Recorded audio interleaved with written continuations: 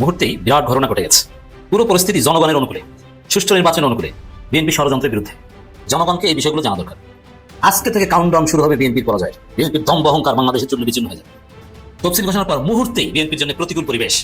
জামাত, doctor Yunus এরা বিজয়ী মুডে, এরা সেলিব্রেট করছে, আর বিএনপি বুকে পাথর চাপা দিয়ে মেনে নিচ্ছে। কিছু করার নাই, তারেক রহমান নাই, কিন্তু তফসিল আছে। গণভোটের তফসিল হয়েছে। 12 ফেব্রুয়ারি গণভোট হবে, কিন্তু আলু পিয়াজ সংরক্ষণাগার কিন্তু তৈরি করা হয়নি। 12 ফেব্রুয়ারিতে আলু পিয়াজ সংরক্ষণাগার উৎপাদন করতে পারবেন না, কিন্তু গণভোট হবে। অনেকটাই বজ্রপাতের মতন জানা গেল। খবর হলো যে রাষ্ট্রপতির পদ ছাড়ার ইচ্ছা ব্যক্ত করেছেন বর্তমান রাষ্ট্রপতি মোহাম্মদ শাহাবুদ্দিন। কিন্তু তিনি বলেছেন যে দায়িত্বে থাকতে চান নির্বাচন পর্যন্ত, নির্বাচনের পর তিনি আর এই দায়িত্বে থাকতে চান না। নিয়ম হচ্ছে সংবিধানে যে পরবর্তী রাষ্ট্রপতি নির্বাচিত হওয়ার আগ পর্যন্ত তিনি থাকতে পারবেন। এরকম প্রচারণা চালাইতেছে, নারীরা কাজ করতে পারবে কিনা, ঘর থেকে বাইর হইতে পারবে কিনা, মাথায় ঘোমটা না থাকলে চুল কাইটা দেয় কিনা, এরকম কথা, কপালে ফোঁটা দিতে পারবে কিনা। মানে আমাদের যারা প্রগতিশীল তাদের মনের মধ্যে এরকম চিন্তা ভাবনা। নেত্রী আমাদের যে ভাই বোনদের হত্যা করেছে, আমরা অস্ত্র তুলে নিয়ে এদেরকে হত্যা করবো ইনশাল্লাহ আগামীতে। মুখে কথা একটু কম বলো তো, যারা কথা বেশি বলে তারা কিছু করতে পারে না। কথা কম, গাছ বেশি, ঠিক আছে? মুখে বলতে যেও না, আগে করে দেখো। ঠিক আছে, খোদা হাফেজ। বাংলাদেশের রাজনীতিতে বড় অঘটনের সংকেত পাওয়া যাচ্ছে। কি সেই অঘটন আসতে পারে বাংলাদেশের জন্য? রাজনীতিতে বিএনপি এবং জামায়াত একেবারে বলতে পারি মুখোমুখি পজিশনে আছে। যখন প্রায় দু যুগের সম্পর্কে টানাপোড়েন সৃষ্টির পর মাঠে আওয়ামী লীগ নেই, তখন দ্বৈরথটা তৈরি হয়েছে বিএনপি এবং জামাতের মধ্যে। কারণ জেনারেল ওয়াকার এই মুহূর্তে আওয়ামী লীগকে এবং ভারতকে রিপ্রেজেন্ট করে, এবং ওয়াকারের পিছনে দাঁড়িয়ে আছে চুপ্পু। তারেক রহমান করতে চাইলে তারেক রহমানকেও মেরে ফেলা হবে, কারণ ওখানে বিএনপির সাউয়া বসে আছে, বিএনপির কোরখোদক আব্বাস বসে আছে, মির্জা ফাক বসে আছে, আমির খসরু মাহমুদ চৌধুরী বসে আছে। গতকালকে মানবজমিনে একটা খবর আমরা পেয়েছিলাম, সেখানে তারা নিশ্চিত করেছিল যে আওয়ামী লীগের স্বতন্ত্র প্রার্থী নির্বাচন করতে কোনো সমস্যা নেই, সরকার সেই নির্বাচন করতে দেবে। এই খবরটা একেবারেই নতুন একটা খবর আমাদের কাছে মনে হয়েছিল। এবার খবর আরেকটা খবর, বড় খবরই বলা যেতে পারে, কারণ বাংলাদেশের রাজনৈতিক সংস্কৃতিতে এটা একটা বড় খবর। সেই খবরটা হচ্ছে তারেক জিয়াকে হাসনাত আব্দুল্লাহ, শারজিস আলম, নাসিরউদ্দিন পাটোয়ারি সহ তরুণ নেতারা কঠিন জবাব দিয়েছে। কারণ তারেক রহমান নীরবে নিভৃতে একটা অঘটন ঘটিয়ে দিয়েছেন। আমরা তার তীব্র নিন্দা প্রতিবাদ জানাবো। এটা বাংলাদেশে টলারেট করা যায় না। সেই পুরনো বস্তা পচা রাজনীতির বন্দোবস্ত ধরে রাখার চেষ্টা করছেন তারেক রহমান। কেন করছেন আমরা রহস্য উদ্ঘাটন করবো। দর্শক, তারেক রহমান বলেছে, আপনারা জানেন, ভারত পাচাটা পত্রিকা প্রথম আলো জরিপ চালিয়েছে আওয়ামী লীগের কত পার্সেন্ট মানুষ সমর্থন করে। এর প্রতিবাদ আজকে করেছেন বাংলাদেশ সরকারের প্রধান উপদেষ্টার প্রেস সচিব শফিকুল আলম।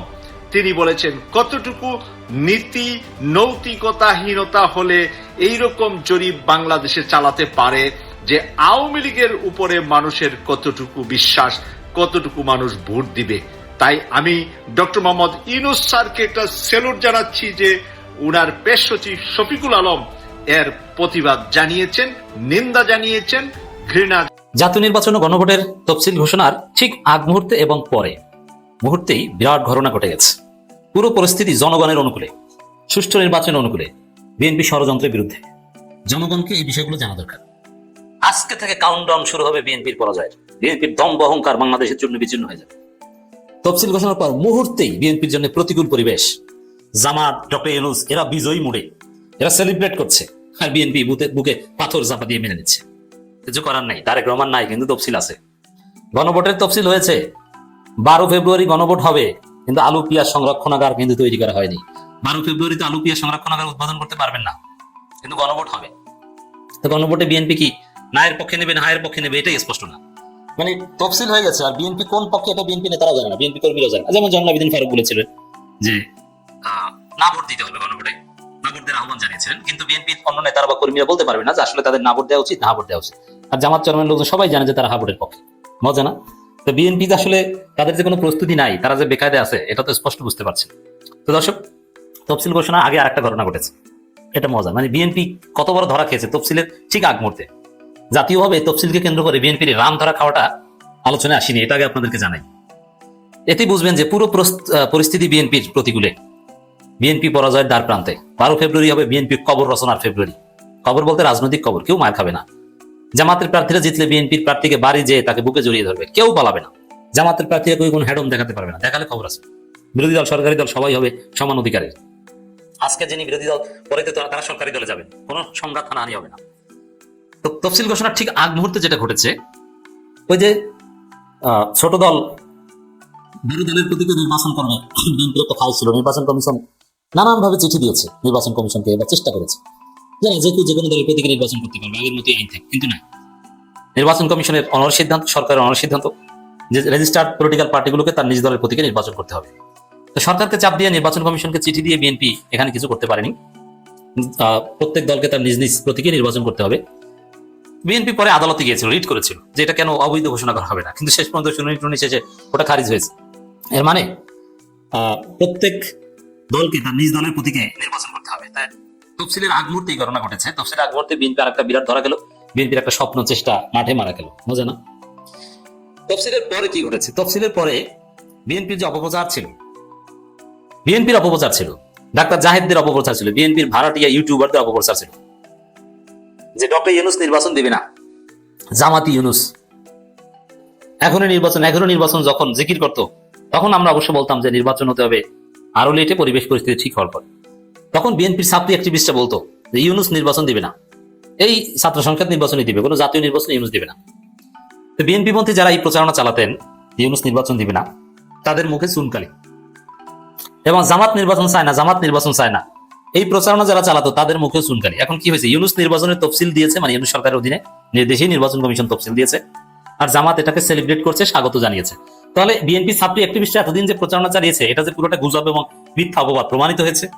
জামাত নাকি নির্বাচন চায় না, তো জামাত তো এখন এটাকে সেলিব্রেট করেছে। বরং বিএনপি নির্বাচনে কোনো প্রস্তুতি নেই, এই প্রস্তুতি নেই, এটা নিয়ে সন্তোষ সংশয় আছে, এটা নিয়ে আলাদা আলোচনা করব। ইউনূস তো খুশিতে খুশি, ইউনূস সরকারের বিরুদ্ধে যারা এতদিন কথা বলতো তাদের মুখে চুনকালি। তফসিল ঘোষণা করায় নির্বাচন কমিশনকে প্রধান উপদেষ্টার শুভেচ্ছা। মানে ইউনূস যে আসলে কি, কত সুন্দরভাবে পুরো পরিস্থিতি নিয়ন্ত্রণ করে ধীরে ধীরে ইতিহাসের শ্রেষ্ঠ নির্বাচনের দিকে এগিয়ে যাচ্ছে, পুরো জাতি তাকিয়ে দেখছে।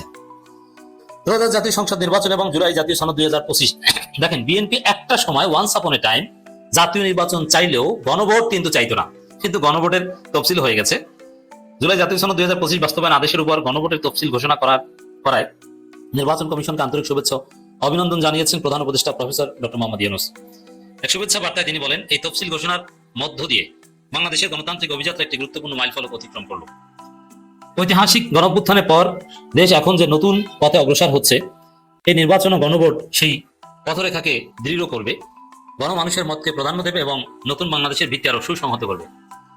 বিএনপি যে গণভোট চায় না, কিন্তু সেটা হচ্ছে, তার প্রমাণ হচ্ছে বিএনপি না ভোটের পক্ষে। যারা না ভোটের পক্ষে তারা গণভোটই চায় না, গণভোট ঠেকাতে না পেরে না ভোটের পক্ষ নিয়েছে। বিএনপি কতটা মাইন্ডকে চিপে, যারা বিএনপি সাপোর্টার, ভাই আত্মহত্যা করেন না। ফজু পাগলা তো বলেছে যে জামাত জিতলে বিষ খাবে, বিষ খাইন না, কাউন্সিলিং করেন। বিএনপি নেতা কর্মীদের স্ত্রী সন্তানরা, তোমার বাবা স্বামীর দিকে খেয়াল রাখবেন আপনারা, সেজন্য হতাশ হয়ে আত্মহত্যা না করে। বাংলাদেশে যা হচ্ছে অত্যন্ত স্পষ্টভাবে সবার চোখের সামনে ঘটছে। কার কতটুকু ভোট আছে, জনগণ কাকে চান্দাবাজ মনে করে, কাকে সৎ মনে করে, আপনারা তো দেখছেন। তো বিএনপি কিভাবে পদে পদে ধরা খাচ্ছে দেখছেন না? ইউনূস বিরোধিতা করে কোনো লাভ হয়েছে? ইউনূসকে জামাতি বলে এবং নির্বাচন কমিশনকেও জামাতি বলে। তিনি বলেন, আমি বিশ্বাস করি নির্বাচন কমিশন তাদের সাংবিধানিক দায়িত্ব পালন করবে স্বাধীনভাবে, নিরপেক্ষভাবে এবং সর্বোচ্চ পেশাদারিত্বের সঙ্গে। নির্বাচন গণভোটের উৎসব মুখর, অংশগ্রহণমূলক ও সম্পূর্ণ সুষ্ঠুভাবে সম্পন্ন করার লক্ষ্যে অন্তর্বর্তী সরকার নির্বাচন কমিশনকে সব ধরনের প্রয়োজনীয় সহায়তা প্রদান করবে। দেখছেন, ইউনূসের মধ্যে একটা বিজয়ী মুড আছে, একটা বিজয়ী ভাব আছে, কারণ তিনি পারছেন, তিনি সকল ষড়যন্ত্র জানছিন্ন করতে পারছেন এবং সামনে পারবেন। গণভোটও দিচ্ছেন, জাতীয় নির্বাচনে দিচ্ছেন, এবং আওয়ামী লীগ পদে পদে নির্বাচনকে বাধাগ্রস্ত করার চেষ্টা করবে, যেহেতু এর মধ্য দিয়ে আওয়ামী লীগের কবর রচনা হয়ে গেছে। এখন কবরের উপর মাটি দেওয়া বাকি, যেটা 12 ফেব্রুয়ারি হবে। এ কারণে আওয়ামী লীগকে ইউনূস সরকার 2 দিন পর পর সাইজ করবে। আওয়ামী লীগ সাইজের শিকার হবে, মাইল খাবে, ধরাই খাবে। দেখেছেন না, ঢাকা বিশ্ববিদ্যালয়ের কুলাঙ্গার শিক্ষক, ওকে এবি জুবাইর মোসাদ্দেকরা কি করেছে, ওরা কিভাবে বাঁধতে পারেন, ওরে বেঁধে ইচ্ছা মতো পেটানো উচিত ছিল কলা ভবনের সামনে বা সোশ্যাল সায়েন্স বিল্ডিং এর সামনে।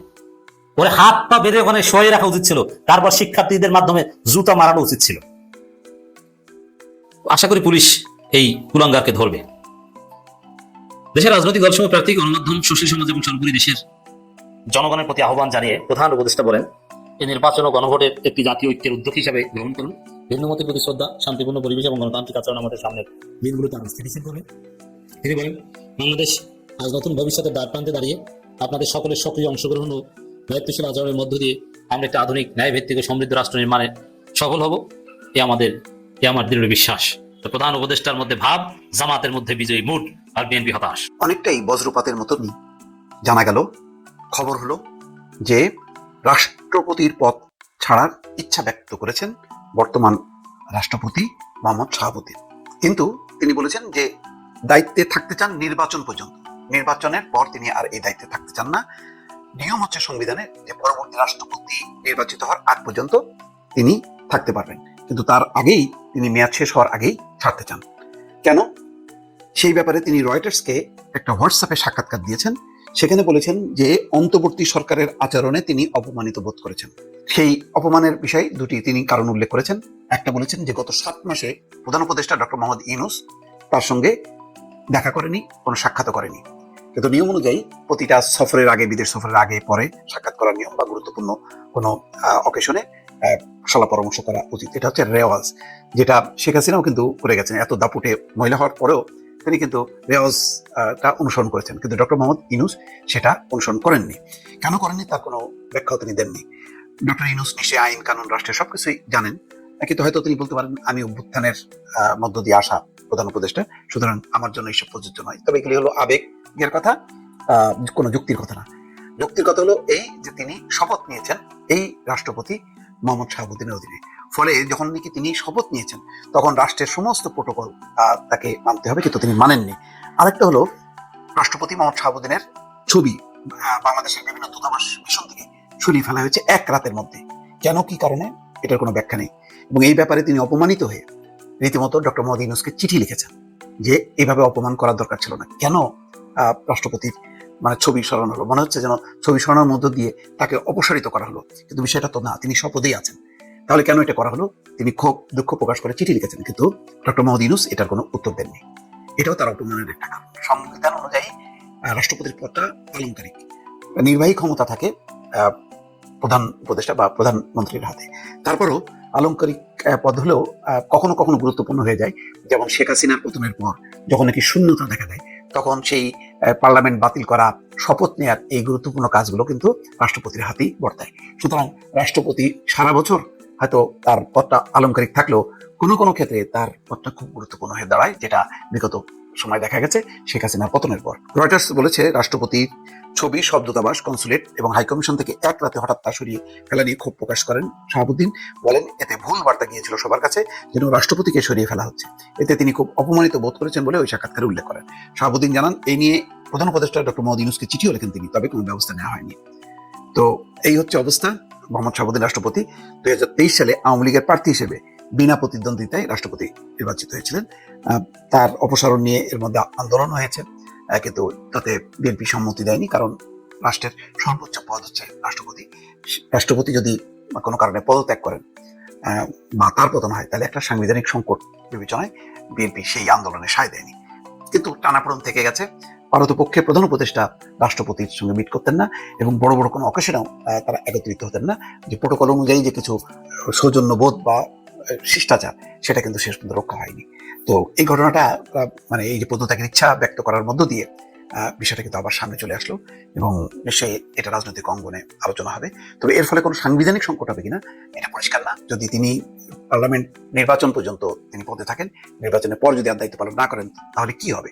তাহলে কি স্পিকার সেই দায়িত্ব নেবে কিনা, এটি নিয়ে নিশ্চয়ই একটা পর্যালোচনা বা আপনারা নিশ্চয়ই জানতে পারবেন এর ফলাফলটা কি হতে পারে।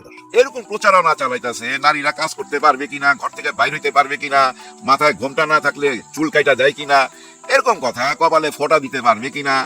আমাদের যারা প্রগতিশীল তাদের মনের মধ্যে এরকম চিন্তা ভাবনা, আর ওই চিন্তা ভাবনা থেকেই ওরকম প্রশ্ন চলে আসে, ওরা বিজয় দিবস পালন করবে কিনা, পয়লা বৈশাখ পালন করবে কিনা, স্বাধীনতা দিবস পালন করবে কিনা।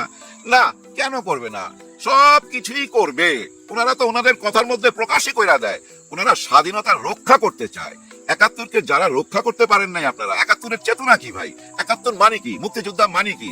আমি আমার দেশের মালিক, এটাই তো না?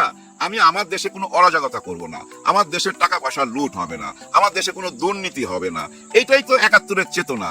কিন্তু গত ৫৪ বছর এই ৭১-এর চেতনা পালন করছেন? করেন নাই। মুক্তিযোদ্ধারা দেশটা স্বাধীন করে দিয়ে গেছে আপনাদেরকে, আপনারা লুইটা পুইটা খাওয়ার জন্য।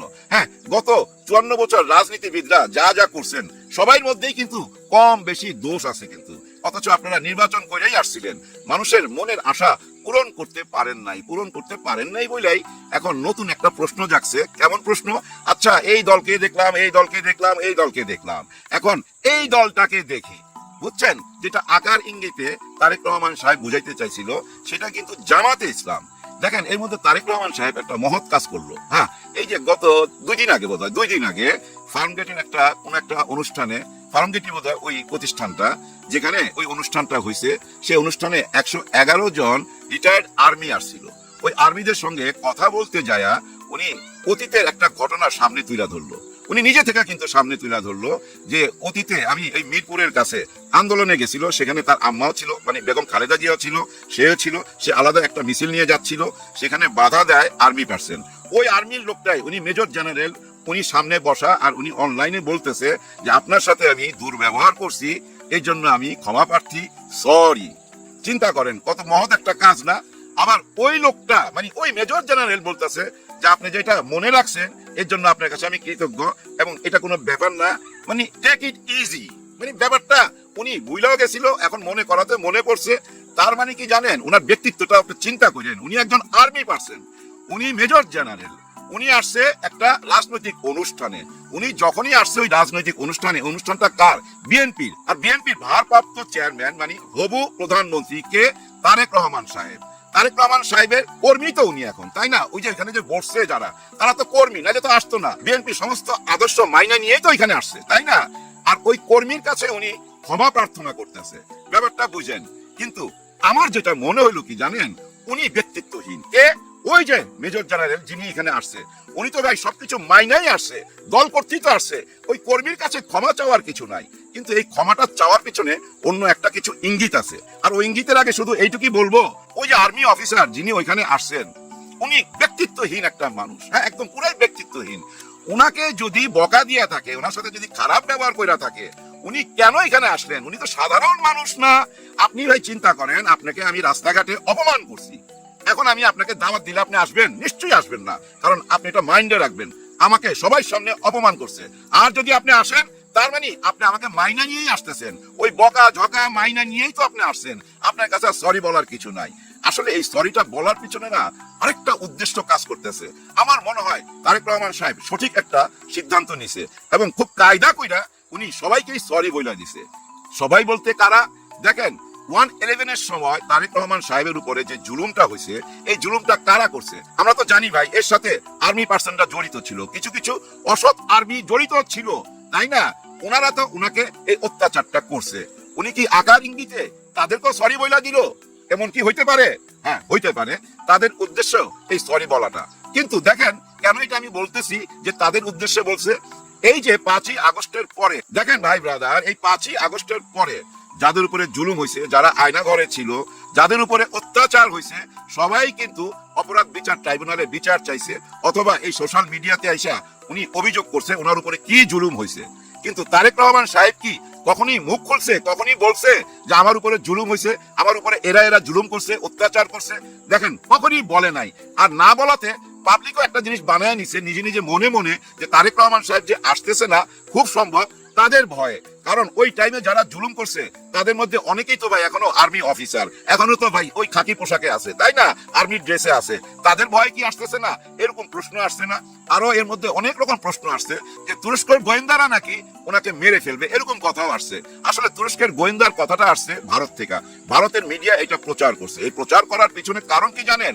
ওই যে অপারেশন সিন্দুর, অপারেশন সিন্দুরে পাকিস্তানকে 2 হাতে সহযোগিতা করছে এই টার্কি। এই সহযোগিতা করাতে তাদের উপরে খেপা, এই টার্কির উপরে খেপা ভারত। আর ওই টার্কির সঙ্গে বাংলাদেশ গভর্নমেন্ট, মানে বাংলাদেশ বর্তমান সরকার, ডক্টর ইউনূস স্যার মিনিমাম 5টা চুক্তি অলরেডি কইরা ফেলছে।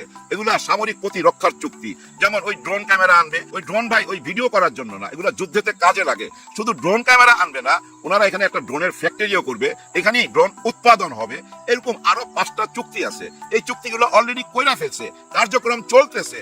যার জন্য ভারত মনে করতেছে হায় হায় এই টার্কি তো পাকিস্তানকে সাহায্য করাতে আমরা অপারেশন সিন্দুর হাইরা গেলাম, আবার এরা এখন বাংলাদেশে এসে ঘাঁটি কাটতেছে।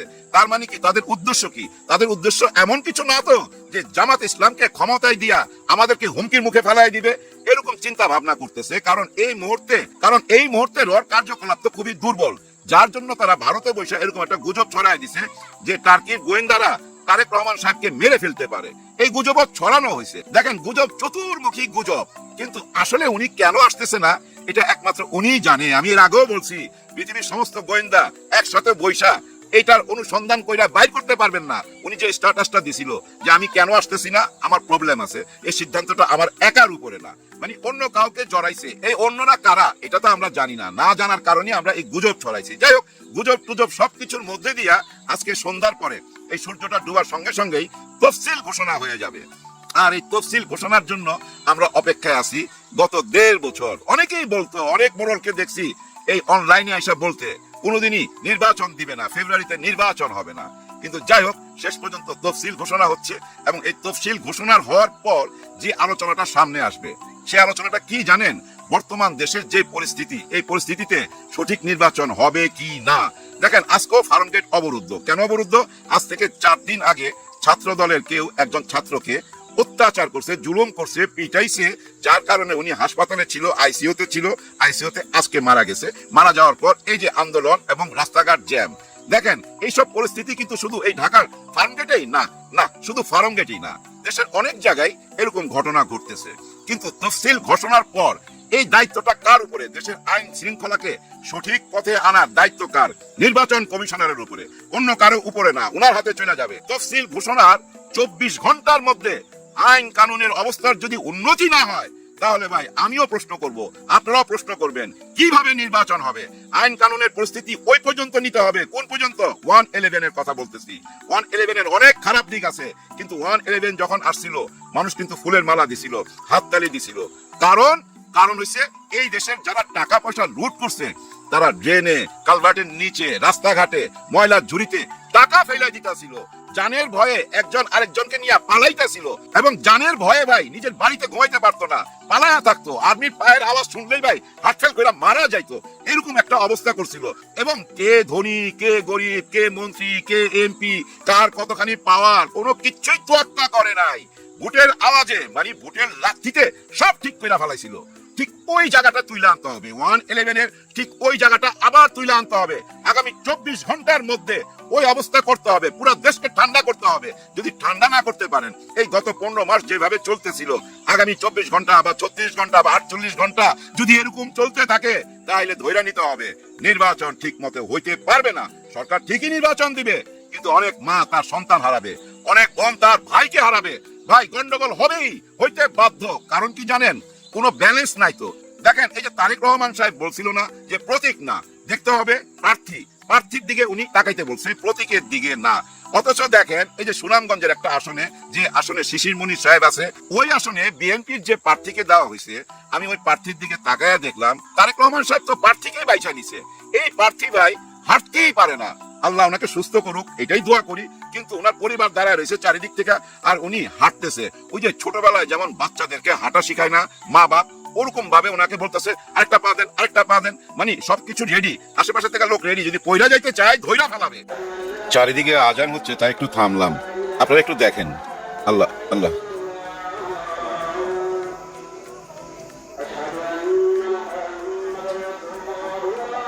আর ওনার ঠিক নাতির বয়সী হলো শিশির মনির সাহেব। উনি যে মন্তব্যগুলো করছেন, এগুলো আমার মুখে বলতে চাই না, ওনার মন্তব্য শুনেই বোঝা যায় যে উনি শিশির মনির সাহেবকে মেনে নিতে পারছে না। আর এমন একজন অসুস্থ মানুষকে কেন ওই নির্বাচনের জন্য দাঁড় করাইলো, প্রার্থী হিসাবে বাইছা নিল? এখানে তো প্রতীক যদি সর্বসর্বা হয়, প্রতীকই যদি মেইন হয়, এখানে তো ভাই ইয়াং কাউকে আনা যাইতো, জওয়ান কাউকে আনা যাইতো না। না, এখানে দেখেন প্রার্থীর মূল্যটা এই জন্য যে ওনার ব্যাকগ্রাউন্ড ভালো, উনি অতীতে ভালো কাজ করছে, উনি সুনাম আছে, আর ওনার সুনাম আছে বলেই উনাকে দিছে যেন শিশির মনিরকে হারাইতে পারে। তার মানে কি জানেন? প্রতীকের চেয়েও প্রার্থীর মূল্য বেশি। প্রমাণ করতে পারলাম তো নাকি? কিছুটা হলে তো প্রমাণ করতে পারলাম। গতকালকের ভিডিওতে আমি কিছুটা প্রমাণ করতে পারছিলাম আপনাদের কাছে। ওই যে বেহেশতের টিকিট, কারণ কি জানেন, এই বেহেশতের ব্যাপারগুলা, এই ধর্মের ব্যাপারগুলা কখন সামনে আসে? ওই যে আমি একটু আগে বললাম যে ছোটবেলায় পথ চলার সময়, হাট থেকে ফেরার সময় যে জায়গাটা ভূতের ভয়, ওই জায়গাটা পার হইতাম, যেখানে ডর ওখানে আল্লাহর ঘর, এটা বইলেই তো পার হইতাম। ঠিক তেমনি নির্বাচন সামনে আসলে ভাই ওটা বলতে হয়, দেখাইতে হয়, সবাই সামনে নামাজ পড়া দেখাইতে হয়, চারিদিকে লোক দাঁড়ায় থাকবে, আমি নামাজ পড়তেছি, এটা দেখাইতে হয়, মাথায় টুপি দিতে হয়, হাতে তসবি নিতে হয়। শেখ হাসিনা হাতে তসবি নাই, হজে যায় নাই, হজে গেছে, মাথায় কালো পট্টি বাঁধছে এবং হিজাব লাগাইছে, হাতে তসবি নিছে, নাই ভাই নিছে। কারণ ওই যে ভোটের জন্য নিজেকে মুসলমান প্রমাণ করতে হয়, কারণ 90% মানুষ তো এই দেশে মুসলমান। এই একই কাজ করছিল এরশাদ সাহেব। উনি আইসা রাষ্ট্র ধর্ম ইসলাম, বিসমিল্লাহির রহমানির রহিম, সংবিধানের লেখা এমনও করছে ঢাকা শহরের মেইন রোড গুলার আশেপাশে যত অফিস আছে, বাড়ি আছে, ডিএটি থেকে সবাইকে বলা হয়েছিল, এই রাজুক থেকে, যে আপনাদের বাড়ির যে দেওয়ালগুলো আছে, বাউন্ডারি দেওয়াল, ওই দেওয়ালের মধ্যে মিনার বানাইতে হবে। ওই যে আমাদের মসজিদের যে মিনার থাকে না, এরকম একটা নকশা বানাইতে হবে। তার মানে বিদেশিরা যখন আসবে, বিদেশিরা যখন আইসা রাস্তা দিয়ে যাবে, দেখবে হয় এটা তো ইসলামিক কান্ট্রি। অর্থাৎ উনি কি করতে চাইছিল? উনি এই মিডল ইস্টের বাদশাদেরকে, রাজাদেরকে হাত করতে চাইছিল। কিন্তু আসলে উনি কেমন ছিল এটা আপনারা জানেন, নতুন করে কিছু বলতে চাই না। দেখেন, জিনাত নামে একটি মেয়ে প্রথম রাষ্ট্রপতি বাংলাদেশের, নারী কেলেঙ্কারিতে জড়াইছিল ওই জিনাত নামের একজন ভদ্র মহিলার সাথে। উনি ছিল একজন সচিবের ওয়াইফ, ওনাকে ডিভোর্স করায়া এই সংসদে নিয়ে যাইতে চাইছিল, হয়তো নিয়েও গেছিল, আমার মনে নাই, যেটা নিয়ে বেগম এরশাদ শেখ হাসিনার কাছে যায় বলছিল যেভাবেই হোক এই জিনাত যেন সংসদে যাইতে না পারে, জিনাতকে সংসদে যাইতে দেবে না, এটার দাবি নিয়ে শেখ হাসিনার কাছে গেছিল। তার মানে বুঝছেন, সবকিছুই শুধু লোক দেখানো, ধর্মের কথা বইলা মানুষের কাছ থেকে ভোট নেওয়া। কিন্তু যারা ধর্ম নিয়েই রাজনীতি করে, যেমন জামাতে ইসলাম, ছাত্র শিবির এবং আরো 8 দল ওনাদের সঙ্গে যারা আছে, ওনারা কিন্তু রাজনীতিটা করে ধর্ম নিয়েই। ধর্মের সাথে রাজনীতির ভাই অঙ্গাঙ্গি জড়িত। ধর্মের সাথে যদি রাজনীতি জড়িত না থাকতো, মদিনা কেমনে মুক্ত হলো, মদিনা সনদ কেমনে ঘোষণা হলো? মদিনা সনদ ঘোষণা করতে যায়া রাজনীতি করতে হয়েছে না আল্লাহ রসুলকে? নিশ্চয়ই সবাই সাথে বসতে হয়েছে, সব কাবিলার সাথে বৈশা এক জায়গায় আইনা একটা সিদ্ধান্ত নিতে বাধ্য করছে সবাইকে যে আমরা মদিনার সনদ ঘোষণা করব। মানে রাজনীতির মাধ্যমে কিন্তু এটা করতে হয়েছে। রাজনীতি আর ধর্ম আলাদা কিছু না, ওনারা রাজনীতি করে, ধর্ম নিয়ে ধর্ম প্রচার করে, এটা আগে থেকে নতুন কিছু না। যেমন এই যে 71-এর ট্যাগ দেওয়া, এটাও নতুন কিছু না, এটাও পুরনো মাল। এই পুরনো মাল আবার নতুন বোতলে নতুন ভাবে খাওয়াইতে চাইলো, কেউ খাবে না, ভূমি কইরা ফেলাই দিব তো ভাই, হ্যাঁ ভূমি কইরা ফেলাই দিব। নতুন বাংলাদেশের অপেক্ষায় সবাই, তফসিল ঘোষণাতে কি কি আসে দেখি, কিন্তু তফসিল ঘোষণার পরপরই দেশের আইন কানুন সবকিছু ওই 111-এর মতো হইতে হবে। আপনারা আমার সাথে একমত কিনা?